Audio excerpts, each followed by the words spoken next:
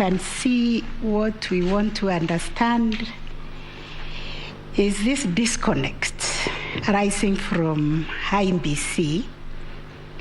Because when we look at Article 88, the role of IEBC is to supervise and conduct elections.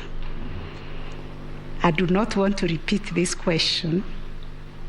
Why the chairman deemed it fit to allocate commissioners, I think what has been described as domestic chores, leaving the core business of IEBC to the CEO to supervise. We've been told that they did a good job in the polling stations. Polling went on well, counting, tallying, and transmission until the National Tallying Center, where they are all there, but they are not doing the core business of, according to the Constitution, they have been given other duties. This is bringing a lot of questions in our minds. Then when we look at Article 138, 3C, we see they have a law, at least to look at the tallying results and ask questions whether the president-elect met the constitutional threshold before the chairman can go and announce the results, because we all understand nobody can tinker with the forms 34As and B the way they have come. And you have heard IEBC being likened to the Supreme Court, much to the chagrin of the judges here, because the question which was being asked, I think, by Mr. Otieno is that if 7 people are sitting on a judgment or a decision and there is a dissenting voice, why didn't the chairman tell Kenyans exactly what happened?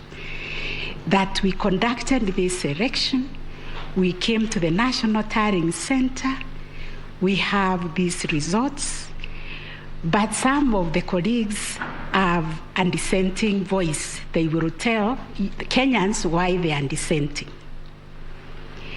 Another thing that worries us, and I think your team should answer, is why the live streaming of the results stopped.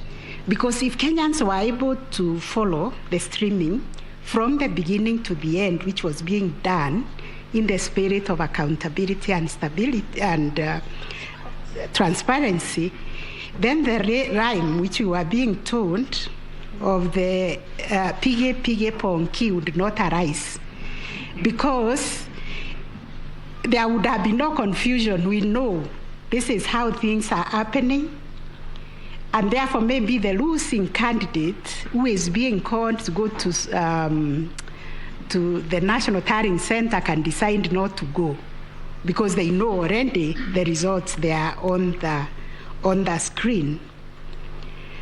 So I would also like a clarification. The question has been asked, and it was demonstrated very ably by Mr. Mahat. I would really like to follow his presentation, because he did it with the passion.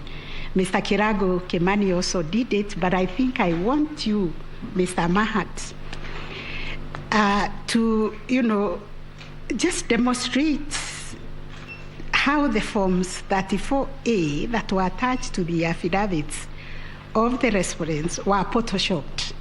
I think I liked your language of photoshopping, and I could follow it, but I want to understand exactly how they were photoshopped.